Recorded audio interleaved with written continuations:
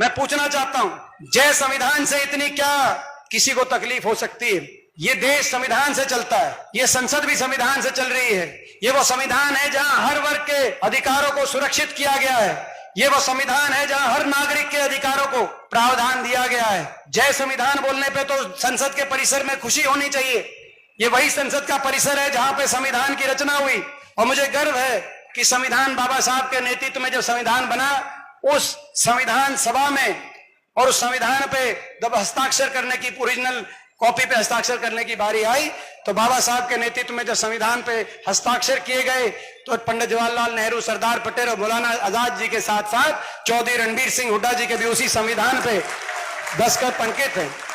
तो जब सह संविधान बोला गया, तो उस महान सदन के सम्मानित आसन की ओर से टोट टिप्पणी हुई। तो टोट टिप्पणी हुई तो मुझे लगा कि इस पूरे सदन में कम से कम एक कोई ऐसा सदस्य जरूर हो जो ये कहे कि जय संविधान बोलना तो खुशी की बात है, इस पे किसी को आपत्ति नहीं होनी चाहिए। इसीलिए मैं उठ के खड़ा हुआ, मैंने कहा और विनम्रता से, पूरी शालीनता से मैंने यही कहा कि इस पर किसी को आपत्ति नहीं होनी चाहिए सर। मैंने ये कहा, वो सही कहा कि गलत कहा? सही कहा कि गलत कहा, उसका फैसला मैं आप पे छोड़ता हूं। उसका फैसला मैं माननीय आसन पे भी छोड़ता हूं। मैं उसका फैसला आप पे छोड़ता हूं कि वो सही कहा कि गलत कहा। मगर मैं एक चीज कहना चाहता हूं सरकार को, मैं सरकार को बताना चाहता हूं, ये देश जय जवान, जय किसान, जय संविधान का देश है। इसको जय धनवान का देश नहीं बनने देंगे, मैं ये कहना चाहता हूं। कांग्रेस में सबसे ज्यादा हरियाणा में वोट मिली, किसान का मेरे महिला युवा सबकी ये सपोर्ट मिली। 5वीं बार बना के संसद कर दिया तोड़ है, 5वीं बार बना के संसद कर दिया तोड़। फिर दीपेंद्र जीता कर बनाया से रिकॉर्ड, बड़ा बेटा यो जीता कर बनाया से रिकॉर्ड। फिर दीपेंद्र जी मैं कितना धन्यवाद करना आप हमारे बड़ा करिश्मा होता है। और सरकार की मैं कहना चाहता हूं केंद्र सरकार से कि इस जनादेश की भावना को केंद्र सरकार को समझना चाहिए। लेकिन पहले 2-3 दिन जो संसद में हमने देखा, इस जनादेश की भावना को केंद्र सरकार समझ नहीं पा रही। केंद्र सरकार उसी अलोकतांत्रिक तानाशाही कार्यशैली से कदम बढ़ा रही है जिससे 10 साल चल रही थी, जिसको जनता ने नकार दिया। केंद्र सरकार के जो आपने देखा होगा राष्ट्रपति अभिभाषण में, हमने उसकी झलक देखी। राष्ट्रपति अभिभाषण में यह समझ में नहीं आ रहा था, जब राष्ट्रपति अभिभाषण हम सुन रहे थे कि कौन से सन का सरकार बनी है। राष्ट्रपति अभिभाषण की शुरुआत हुई जब महामहिम जी ने सरकार की जो अपनी तैयार कराई गई, जिस तरीके से उन्होंने बात अपनी रखी, तो पहली बात की संपूर्ण बहुमत से सरकार बनी। आप जानते हो अल्पमत की सरकार है।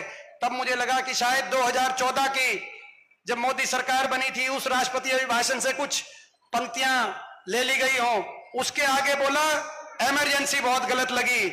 मुझे लगा शायद 1977 की जनता की सरकार से कुछ पंक्तियां ले ली हों। अरे इनको समझना चाहिए 2024 है। जब लोगों ने आपको झटका दे दिया है, नहीं समझोगे तो आने वाले समय में लोग आपको अच्छी तरह समझा देंगे। इनको ये समझना चाहिए, हम इनसे कहना चाहते हैं। मगर जनता जनार्दन है, जनता जनार्दन और देश के प्रजातंत्र की जय हो, आज हम ये कह सकते हैं। ऐसा जनादेश आपने दिया। और जहां तक हरियाणा की बात है, हरियाणा ने तो एक ऐसा जनादेश दिया है जिसकी गूंज पूरे देश में सुनाई दे रही। देश के 28 राज्य हैं, 28 प्रदेश। 28 प्रदेशों में अगर विपक्ष की इंडिया गठबंधन की सबसे ज्यादा मत प्रतिशत 47.6% मत प्रतिशत एक प्रदेश में 28 प्रदेशों में आया है, तो वो दक्षिण के तमिलनाडु में, केरल में, तेलंगाना या कर्नाटक में जहां हमारी सरकारें हैं वहां नहीं। अगर 47.6% अगर मत प्रतिशत एक प्रदेश में देश में सबसे ज्यादा आया है 28 प्रदेशों में, तो वो हरियाणा प्रदेश के अंदर आया। मैं आपको बधाई देता हूं।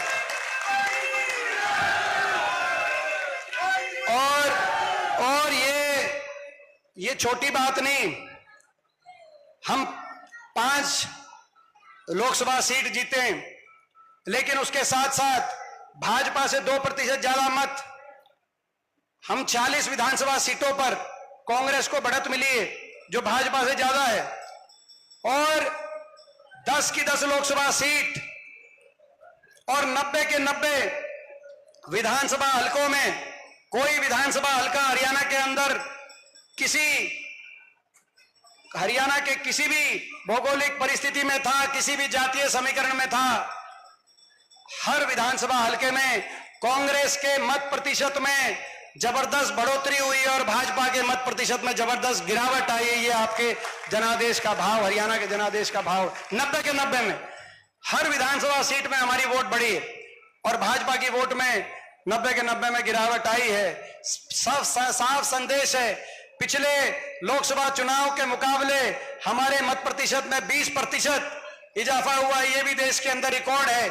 1984 के बाद कांग्रेस को इतना मत प्रतिशत हरियाणा में मिला। 1984 के बाद यह इतिहास एक साफ संकेत हरियाणा के लोगों ने दिया है। हरियाणा के लोगों ने साफ संकेत दे दिया कि आने वाला समय कांग्रेस का है।